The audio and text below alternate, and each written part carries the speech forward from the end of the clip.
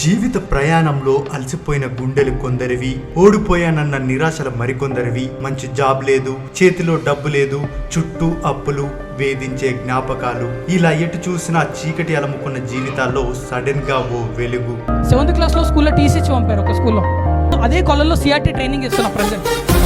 ఆయన మాట ఓ ధైర్యం, ఓటంలో కుంగిపోయే నిన్ను నన్ను గెలుపు వైపుకు నడిపించే మార్గదర్శి. పేదరికం, కష్టాలు, బతుకు పోరాటంలో నిత్య సంఘర్షణ అయినా ఏనాడు తన ఆత్మ ధైర్యాన్ని కోల్పోకుండా చదువుకునే వయసులోనే పుస్తకాలతో కుస్తీ కాకుండా దోస్తీ చేస్తూ పుస్తక పుటల్లో నుండి నేర్చుకున్న సత్యాలని, తన అనుభవాలను జోడించి వాటిని నలుగురికి చెబుతూ చిన్న వయసులోనే మోటివేషనల్ స్పీకర్ అయ్యాడు.